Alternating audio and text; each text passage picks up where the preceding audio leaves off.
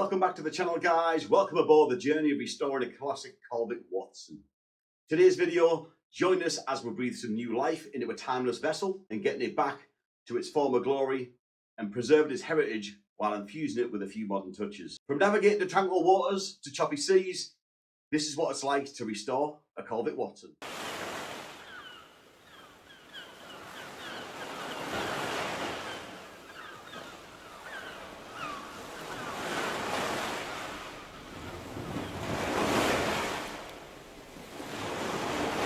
So window back out, the rain stopped, and Matt's mixing some epoxy up. Bit of West Systems. Yeah, it's got a bit cold, so it's gone a bit cloudy, but that's completely normal if it goes cold. Oh yeah, this time of year. Yeah, it doesn't matter, it doesn't mean it's gone off or anything. I had a chat with the guys at West Systems. He said don't worry about it, it gets a bit crystalline when it goes cold. So not to worry. So we're doing 5 pumps of this. It's a 5-to-1 ratio. They come with these very nice little I've got my mask on because I'm putting some of the filler in, not because of the resin. So that's 5 pumps of that. Oh, I think we might be out of that. And 5 of this. 2, 3, 4, 5 of that, and then the filler.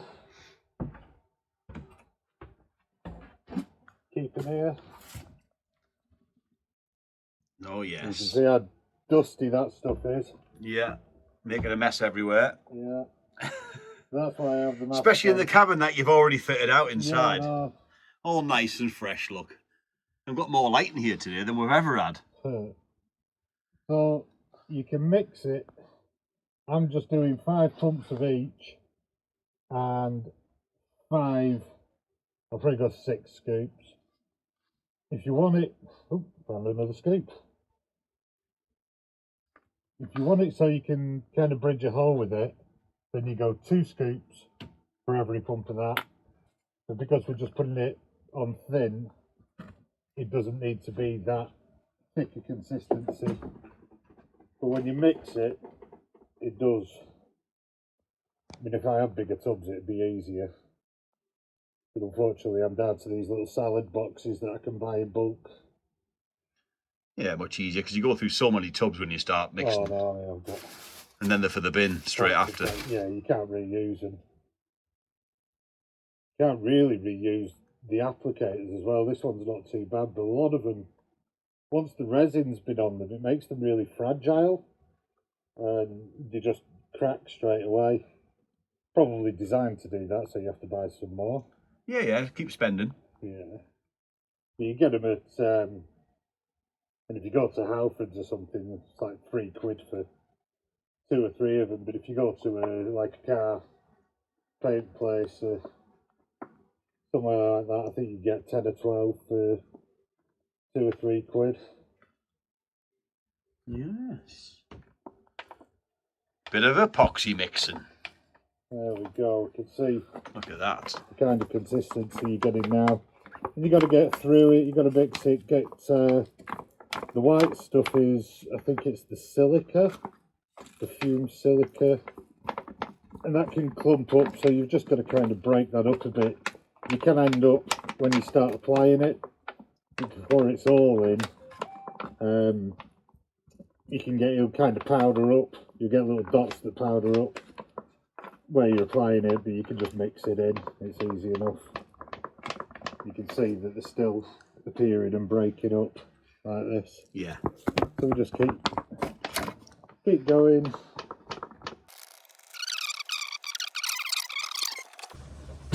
So we've had one coat on here as well. I'm just sanding it back with I think it was a 240, just to take any high spots off. And you can see it's left us something probably a bit easier to work with. So just get a bit on and work it through. You can see straight away the white bits, but as you work it, they'll actually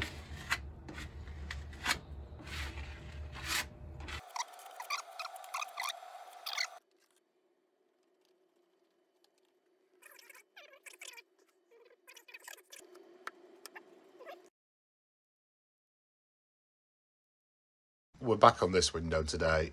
I've decided so many different things, and then Cliff just said, why don't you put the vinyl foam backer on it instead of flattening all this off and messing about sanding? And I thought that's actually a really good idea. The only issue it leaves is if I'm cutting the vinyl to this, there's no way I'm going to get a decent line.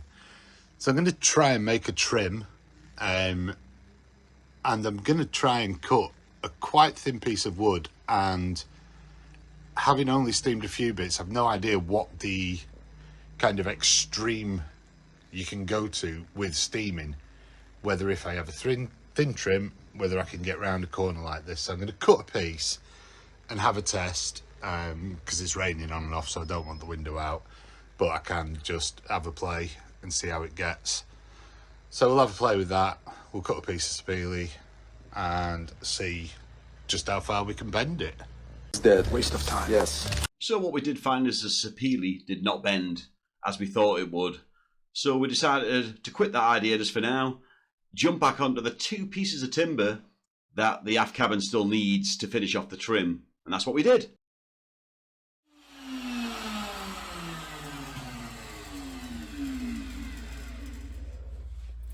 Cool. Looks good. So now that wood was cut, the sapele was looking really nice, we decided to look at the starboard side of the cap and rails. Now, over the weekend, these got sanded back. And when sanding them back, we did find that they were in pretty good order compared to the port side. There's a few little pieces that weren't quite right, but compared to the port side, this starboard side was absolutely fantastic. As you can see there's a bit of rot and a few little pieces of surface rot. So there's a few pieces to cut out still, but all in all, compared to the other side, they're absolutely fantastic. Just that small pieces here that need to be replaced and cut out.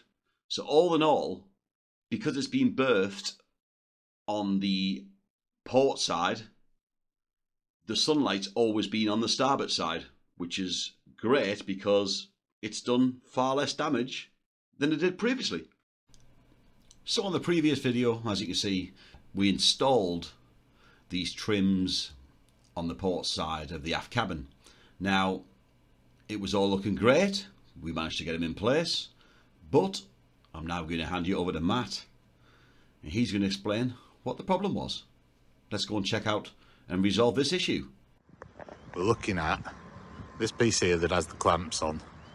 Fitted it the other day and it just wasn't right. Where the clamps are, the line didn't follow from the back of the aft cabin. We'll go up and have a quick look, because it's taken a couple of days of fettling and a lot of messing about with clamps to get it right. So this was the original piece put on ages ago, and then it's this piece and this piece, and we steamed them to get them round, and that was easy enough, but getting the line to follow curving up has been, well, very hard, mainly because I didn't really know exactly how to do it. So this piece went in okay and matched this piece. The line followed and it followed the line of the capping rail very well. But then this piece went up, it was touching the porthole, and it's only come down 12, 13 mil, but it has made an incredible amount of difference, because it looked like it was coming down then going back up. What I was trying to do was screw in here with an angle down and then bend it up, and that was just absolute murder. So I found, and what's finally worked, was starting at the other end and getting 5, 6, 7 screws in, get it nice and tight up against the bulkhead, and then we've got 2 clamps, one pushing it in and then a second one pushing it up, which is giving it this curve up that it needs. So now they are all tiny little discrepancy, but before they were just miles out and I could never have left it. So just need to get the last screws in there, get a bolt in the end or a machine screw, and then take the clamps off and make sure it's all where it's meant to be. As we're on our own today, I'm trying to do up, oh, stuck, a nut and bolt we've got the spanner precariously balanced on an 8mm inside, so hopefully that's going to stay there when we run outside. Keep the heat in. Get on this screw here as gentle as we can.